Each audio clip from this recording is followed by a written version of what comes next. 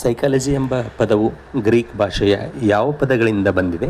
ಇದಕ್ಕೆ ಉತ್ತರ ಸೈಕೆ ಮತ್ತು ಲೋಗಸ್ ಎಂಬ ಎರಡು ಗ್ರೀಕ್ ಪದಗಳಿಂದ ಬಂದಿದೆ. ಮುಂದಿನ ಪ್ರಶ್ನೆ, ಮನೋವಿಜ್ಞಾನದ ಪಿತಾಮಹ ಯಾರು?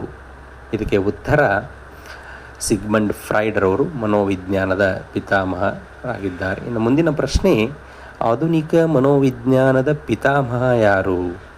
ಇದಕ್ಕೆ ಉತ್ತರ ವಿಲ್ ಹ್ಯಾಲ್ಮ್ ಉಂಟ್ರವರು ಆಧುನಿಕ ಮನೋವಿಜ್ಞಾನ ಪಿತಾಮಹ. ಇನ್ನು ಮುಂದಿನ ಪ್ರಶ್ನೆ, ಪ್ರಪಂಚದಲ್ಲಿಯೇ ಮೊದಲ ಮನೋವಿಜ್ಞಾನ ಪ್ರಯೋಗಾಲಯ ಪ್ರಾರಂಭವಾದಂಥ ವರ್ಷ ಯಾವುದು?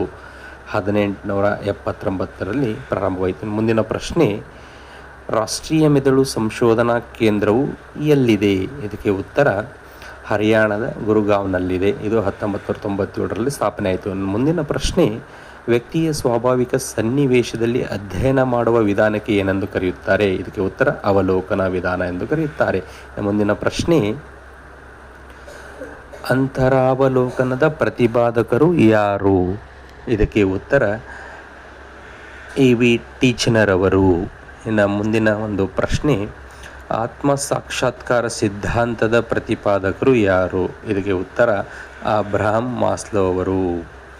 ಇನ್ನು ಮುಂದಿನ ಪ್ರಶ್ನೆ, ಪಂಚಸೋಪಾನ ಸಿದ್ಧಾಂತದ ಪ್ರತಿಪಾದಕರು ಯಾರು? ಇದಕ್ಕೆ ಉತ್ತರ ಹರ್ವಾರ್ಡ್ರವರು ಪಂಚಸೋಪಾನದ ಸಿದ್ಧಾಂತದ ಪ್ರತಿಪಾದಕರು. ಇನ್ನು ಮುಂದಿನ ಪ್ರಶ್ನೆ, ಆಧುನಿಕ ಶೈಕ್ಷಣಿಕ ಮನೋವಿಜ್ಞಾನದ ಪಿತಾಮಹ ಯಾರು? ಇದಕ್ಕೆ ಉತ್ತರ ಎಡ್ವರ್ಡ್ ಟಾರೆನ್ರೈಕ್ರವರು ಅಮೇರಿಕನ್ ಸೈಕಾಲಜಿಸ್ಟ್ ಇವರು. ಇನ್ನು ಮುಂದಿನ ಪ್ರಶ್ನೆ, ಮನೋವಿಶ್ಲೇಷಣಾ ಪಂಥದ ಪ್ರತಿಪಾದಕರು ಯಾರು? ಇದಕ್ಕೆ ಉತ್ತರ ಸಿಗ್ಮಂಡ್ ಫ್ರಾಯ್ಡ್, ಇವರು ಆಸ್ಟ್ರೇಲಿಯನ್ ಸೈಕಾಲಜಿಸ್ಟ್ ಆಗಿರ್ತಾರೆ. ಇನ್ನು ಮುಂದಿನ ಪ್ರಶ್ನೆ, ಮೊಟ್ಟ ಮೊದಲ ಬುದ್ಧಿಶಕ್ತಿ ಪರೀಕ್ಷೆಯನ್ನು ರೂಪಿಸಿದವರು ಯಾರು? ಇದಕ್ಕೆ ಉತ್ತರ ಆಲ್ಫ್ರೆಡ್ ಬಿನೆ ಅವರು ಫ್ರೆಂಚ್ ಸೈಕಾಲಜಿಸ್ಟ್.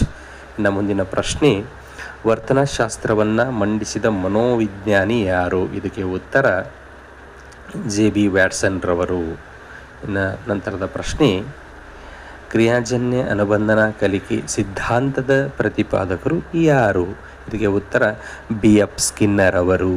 ಇನ್ನು ಮುಂದಿನ ಪ್ರಶ್ನೆ, ಜ್ಞಾನಾತ್ಮಕ ವಿಕಾಸ ಸಿದ್ಧಾಂತದ ಪ್ರತಿಪಾದಕರು ಯಾರು? ಇದಕ್ಕೆ ಉತ್ತರ ಜಾನ್ ಪಿಯಾಜೆ ಅವರು. ಇನ್ನು ಮುಂದಿನ ಪ್ರಶ್ನೆ, ಜ್ಞಾನಾತ್ಮಕ ವಿಕಾಸ ಸಿದ್ಧಾಂತದ ಪ್ರಮುಖ 4 ಹಂತಗಳ್ಯಾವುವು? ಇದಕ್ಕೆ ಉತ್ತರ ಸಂವೇದನಾಗತಿಯ ಹಂತ, 2ನೇದು ಕಾರ್ಯಪೂರ್ವದ ಹಂತ, 3ನೇದು ಕಾರ್ಯಗಳ ಹಂತ, 4ನೇದು ಔಪಚಾರಿಕ ಹಂತ. ಇನ್ನು ಮುಂದಿನ ಪ್ರಶ್ನೆ, ನೈತಿಕ ವಿಕಾಸ ಹಂತದ ಪ್ರತಿಪಾದಕರು ಯಾರು? ಇದಕ್ಕೆ ಉತ್ತರ ವೈಲ್ಬರ್ಗ್ರವರು. ಇನ್ನು ಮುಂದಿನ ಪ್ರಶ್ನೆ, ನಾನು